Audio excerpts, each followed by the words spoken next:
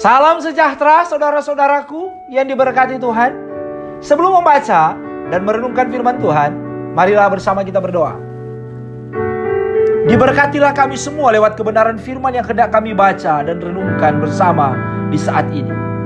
Tuhan memberikan kami hikmat, pengetahuan dan kuasa Roh-Mu yang kudus, sehingga ketika kami membaca, merenungkan kebenaran firman-Mu, maka kami melakukannya dengan sukacita di tengah-tengah hidup kami sehari-hari.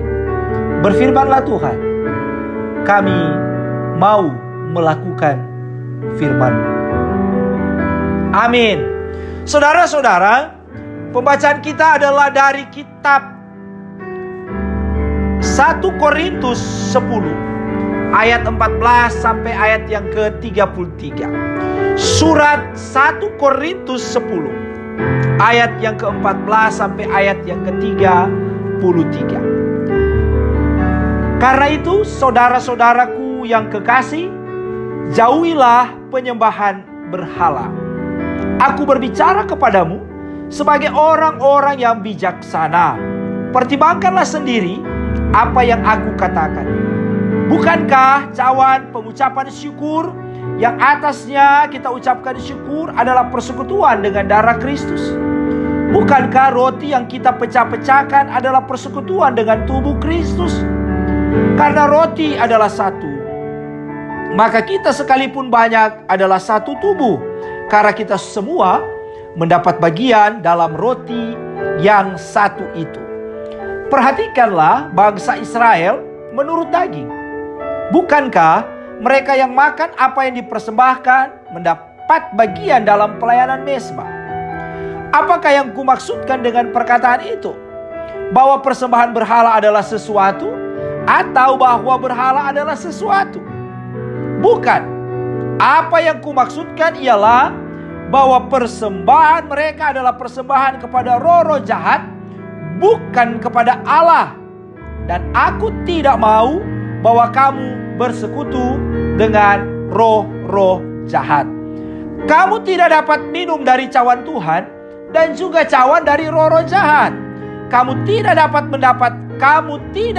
mendapat bagian dalam perjamuan Tuhan dan juga dalam perjamuan roh-roh jahat. Atau maukah kita membangkitkan cemburu Tuhan? Apakah kita lebih kuat daripada Dia? Segala sesuatu diperbolehkan, benar, tetapi bukan segala sesuatu berguna. Segala sesuatu diperbolehkan, benar, tetapi bukan segala sesuatu membangun. Jangan seorang pun yang mencari keuntungannya sendiri, tetapi hendaklah tiap-tiap orang mencari keuntungan orang lain. Kamu boleh makan segala sesuatu yang dijual di pasar daging tanpa mengadakan pemeriksaan karena keberatan-keberatan hati nurani. Karena bumi serta segala isinya adalah milik Tuhan. Kalau kamu diundang makan oleh seseorang yang tidak percaya dan undangan itu kamu terima, makanlah apa saja yang dihidangkan kepadamu tanpa mengadakan pemeriksaan karena keberatan-keberatan hati nurani. Tetapi kalau seorang berkata kepadamu itu persembahan berhala, janganlah engkau memakannya oleh karena dia yang mengatakan hal itu kepadamu dan karena keberatan-keberatan hati nurani. Yang aku maksudkan dengan keberatan-keberatan bukanlah keberatan-keberatan hati nuranimu sendiri, tetapi keberatan-keberatan hati nurani orang lain itu. Mungkin ada orang yang berkata, mengapa kebebasanku harus ditentukan oleh keberatan-keberatan hati nurani orang lain? Kalau aku mengucap syukur atas apa yang aku turut memakannya, mengapa orang berkata jahat tentang aku karena makanan yang atasnya aku mengucap syukur? Aku menjawab, jika engkau makan atau jika engkau minum atau jika engkau melakukan sesuatu yang lain, lakukanlah semuanya itu untuk kemuliaan Allah. Janganlah kamu menimbulkan syak dalam hati orang, baik orang Yahudi atau orang Yunani maupun jemaat Allah. Sama seperti aku juga berusaha menyenangkan hati semua orang dalam segala hal, bukan untuk kepentingan diriku, tetapi untuk kepentingan orang banyak, supaya mereka beroleh selamat. Saudaraku yang dikasihi Tuhan, hidup yang memuliakan Tuhan adalah hidup yang terus-menerus berkenan kepada Tuhan. Salah satu ciri khas dari hidup yang memuliakan Tuhan ini adalah tahu bersyukur dan mampu terus mengucap syukur atas semua yang terjadi dalam kehidupan yang dialami. Karena orang-orang yang memuliakan Tuhan menyadari bahwa segala sesuatu yang ia terima adalah karena kebaikan Tuhan. Dengan demikian, ia tidak pernah mengeluh jika ada dalam keadaan yang tidak menyenangkan, dan tidak pernah menjadi sombong atas semua pencapaian yang ia raih. Hal ini tentu berbeda dengan orang-orang yang hidup tidak memuliakan Tuhan. Mereka cenderung apatis dan arogan atas semua tantangan dan pencapaian dalam kehidupan mereka, karena mereka tidak pernah mengucap syukur. Bagi mereka, segala sesuatu yang dicapai adalah karena kekuatan, bahkan kecerdasan mereka. Saudaraku pasti tahu tentang kapal pesiar Titanic. Kapal tersebut terkenal sejak difilmkan sekitar tahun 1990-an. Nah, Thomas Andrew adalah pembuat kapal tersebut, dan dibangun sekitar tahun 1909. Kapal Titanic merupakan kapal mewah dan modern pada saat itu. Titanic dibangun dengan bahan-bahan kuat, sehingga dianggap oleh Thomas Andrews sebagai kapal paling kokoh terhadap serangan dan bahaya apapun di laut. Thomas Andrews pun merasa sangat bangga dan puas dengan hasil kerja kerasnya membangun kapal Titanic. Saking bangganya dengan kapal yang dia bangun, dia malah sesumbar dengan nada yang menghina Tuhan. Thomas berkata, kapal ini tidak akan tenggelam bahkan oleh Tuhan sekalipun. Tak lama setelah selesai dibangun, Titanic melakukan perjalanan pertama menuju Amerika. Dan kita tahu bersama ceritanya. Dalam perjalanan itu, naas kapal Titanic menabrak sebuah gunung es di belahan Samudra Atlantik. Hal tersebut membuat kapal Titanic terbelah menjadi dua bagian. Thomas, pembuat kapal, menjadi salah satu penumpang kapal tersebut. Dia pun ikut tenggelam bersama dengan kapal yang dia sombongkan. Ada juga salah satu tokoh legendaris yang bernama John Lennon, salah satu personel band terkenal The Beatles. Lennon tewas ditembak oleh fansnya sendiri, fans fanatiknya, tahun 1980. Tepatnya pada tanggal 8 Desember. Sebelum peristiwa itu terjadi, beberapa tahun sebelumnya, Lennon sempat sesumbar bahwa dirinya dan The Beatles lebih terkenal dibanding Tuhan.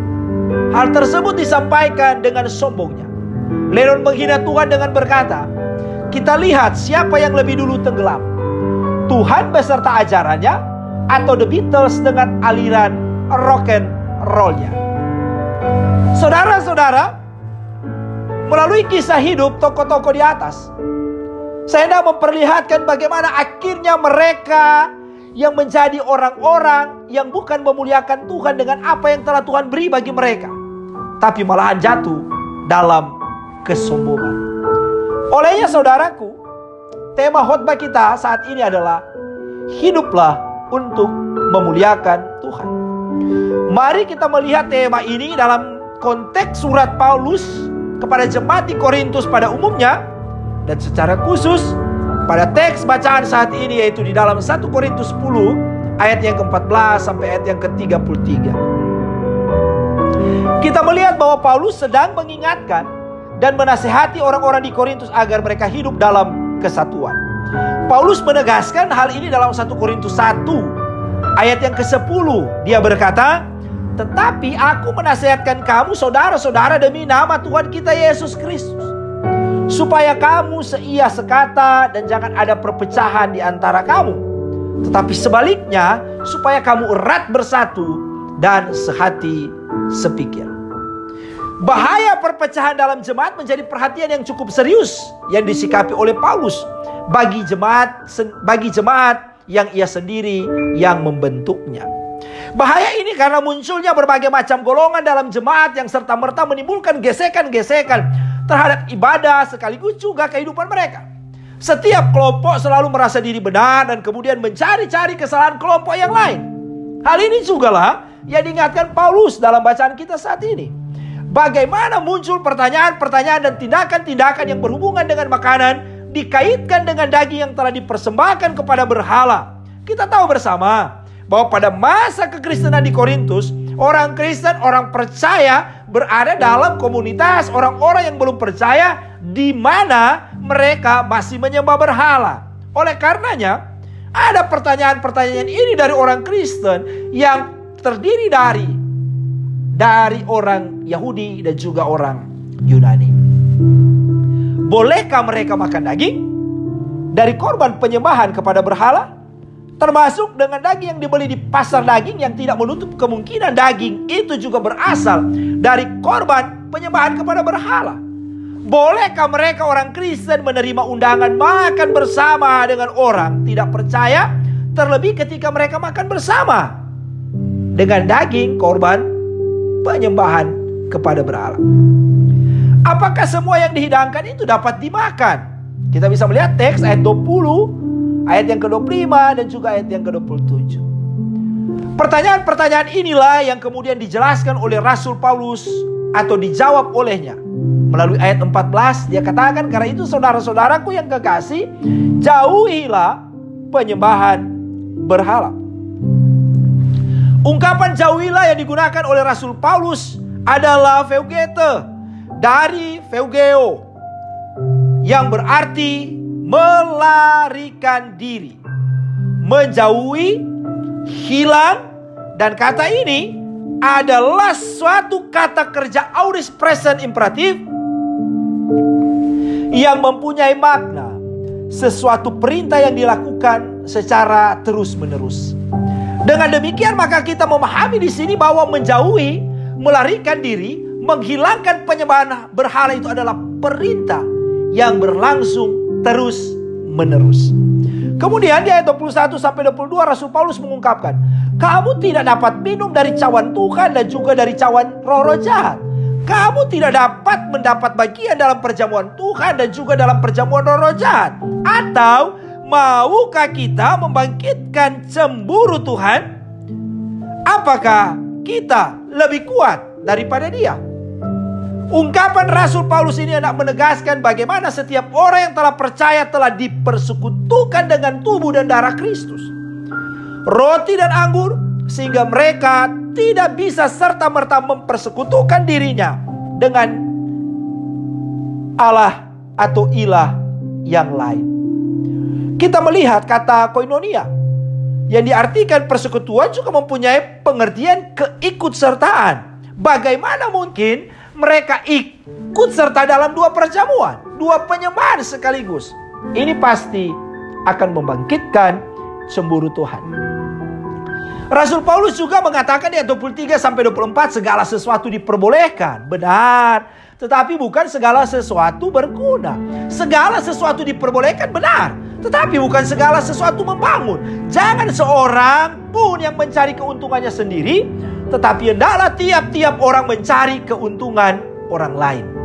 Kita melihat ungkapan Paulus di sini sehubungan dengan pertanyaan-pertanyaan yang muncul. Ia mengatakan, panta existin, segala sesuatu diperbolehkan. Ungkapan ini bukan berarti semua hal diperbolehkan, tapi ini lebih berbicara tentang hal-hal yang tidak diperintahkan dan tidak dilarang oleh Tuhan. Misalnya, merokok kan tidak dilarang, berarti boleh dong? Tentu saja tidak bisa langsung kita katakan iya dong, tidak dilarang. Ingat apa yang dikatakan Rasul Paulus selanjutnya. Apakah dia berguna? Sum fere? Apakah dia membangun? Oikodome? Apakah itu membangun atau meruntuhkan? Apakah dia membina atau membinasakan? Karenanya Rasul Paulus melanjutkan dengan ungkapan tutu, totu, eteru, heteru. kepentingan sesama atau orang lain dan bukan hanya kepentingan diri sendiri. To eatu. Di sini Rasul Paulus hendak menegaskan bahwa apa yang mereka lakukan bukan hanya tentang diri mereka sendiri, tapi harus juga memperhatikan kepentingan orang lain juga. Dan akhirnya Rasul Paulus mengakhiri nasihatnya ini dengan mengungkapkannya pada ayat 31 sampai 33. Aku menjawab, jika engkau makan atau jika engkau minum atau jika engkau melakukan sesuatu yang lain, lakukanlah semuanya itu untuk kemuliaan Allah. Janganlah kamu menimbulkan syak dalam hati orang, baik orang Yahudi atau orang Yunani maupun jemaat Allah. Sama seperti aku juga berusaha menyenangkan hati semua orang dalam segala hal, bukan untuk kepentingan diriku, tapi untuk kepentingan orang banyak, supaya mereka beroleh selamat. Melalui bagian ini kita melihat bahwa jika kita makan dan minum, maka kita harus melakukannya untuk memuliakan Tuhan. Eis doxan teu poiete. Dan terutama jangan sampai membuat hati orang lain tersandung. Aproskopoi. Jangan sampai menyakiti hati orang lain. Untuk itu maka setiap orang percaya harus hidup juga untuk menyenangkan orang lain, memikirkan kepentingan orang lain. Sumforon ton polon. Melihat kebaikan orang lain, agar supaya orang lain juga diselamatkan. Hina sotosin. Saudaraku, secara keseluruhan maka kita dapat mengerti apa yang dibahasakan Rasul Paulus dalam bagian perikop ini, yaitu agar orang Kristen yang percaya kepada Tuhan janganlah mempersekutukan diri mereka dengan penyembahan berhala, dengan apa yang mereka persembahkan, yaitu daging yang dimakan. Karena setiap orang percaya telah dipersekutukan dengan tubuh dan darah Kristus, dan olehnya maka mereka harus mampu hidup memuliakan Tuhan dengan melakukan segala sesuatu yang berguna dan membangun, serta tidak mencari keuntungan diri sendiri dan tidak membuat orang lain tersandung atau tersakiti hatinya. Olehnya maka hidup menyenangkan hati orang lain adalah suatu sikap hidup yang baik, agar banyak orang diselamatkan dan juga memuliakan Tuhan. Dengan demikian, saudara-saudaraku yang diberkati Tuhan, maka catatan refleksi akan kita lakukan dalam kehidupan ini sehubungan dengan apa yang kita bahasakan di atas sebagai berikut. Pertama, jauhilah segala sesuatu yang tidak Tuhan kehendaki. Terlebih, jangan kita menduakan Tuhan lewat kehidupan yang mencintai Tuhan, tapi juga tidak terlepas dari kenikmatan-kenikmatan melalui penyembahan berhala, termasuk di dalamnya segala sesuatu yang kita cintai yang melebihi cinta kita kepada Tuhan. Ini tentu memerlukan pengorbanan dan kerelaan yang luar biasa. Itulah komitmen hidup yang memuliakan Tuhan. Tidak mudah dipengaruhi dan tidak mudah diombang-ambingkan. Tidak mudah berubah hanya karena sesuatu. Sama seperti sebuah pernikahan, tetap berkomitmen dan konsisten mencintai. Ada ungkapan, jangan dulu kita bahasakan cinta mati, tapi sekarang tinggal cerita mati. Hal yang kedua, ingat bahwa semua boleh, tapi harus diuji apakah itu berguna, apakah itu membangun. Misalnya sesuatu yang berhubungan dengan makanan, kalau kita tidak boleh memakannya, kita tidak bisa memaksakan diri untuk memakan makanan itu. Kalau Nimboleh makan sesuatu yang dilarang, karena kalau kita memakannya kita akan sakit. Maka jangan memakai alasan-alasan. Bolehlah, asikwa nak bangka-bangka amat nih kaki. Akhirnya kita memaksakan diri memakan sesuatu yang haram, dan kemudian dihalalkan oleh diri kita sendiri karena memang kita berkeinginan untuk memakannya, sekalipun kita tahu itu tidak bisa. Atau karena kita suka sekali mau makan, orang langsung bilang boleh kuat nanti tongkadeng obat, nanti minum obat, habis makan sesuatu yang sebenarnya sudah tidak bisa kita makan dengan kesehatan. Ataupun ada yang mengatakan pinjam hari. Hal yang Yang ketiga, hidup yang memuliakan Tuhan adalah hidup yang tidak menyakiti perasaan atau hati orang lain. Tidak menjadi batu sandungan bagi orang lain. Mari kita melihat dalam kehidupan kita ada kalanya ibadah ucapan syukur yang hari ulang tahun adalah anak kita. Tetapi seringkali kita beribadah dalam ibadah syukur kaum bapa karena DP papa yang suka bikin acara. Anak yang hari jadi bikin kaum ibu karena DP mama mau terima arisan. Serta komang bikin ibadah syukur pas ibadah, keyboard yang sound so ada, mana ada DP pemain. Tapi setelah itu, habis ibadah, baru baku habis pagi kalau pagi. Birman stres, naik semua Birman pedara. Karena sound doe, so nak berperika manusia dan berperasaan. So tak kuat-kuat. Sehingga kadang-kadang orang tidak bisa tidur dengan sound yang kuat dan kemudian beralasan. Kan ada surat izin dari kepolisian. Bahkan kadang-kadang kita mendengar ada orang yang menyanyi. So false, mengganggu. Tapi begitu pedenya dia bernyanyi. Check and recheck ternyata satu kolom. Check and recheck ternyata dia sudah mabuk. Pengaruh minuman keras.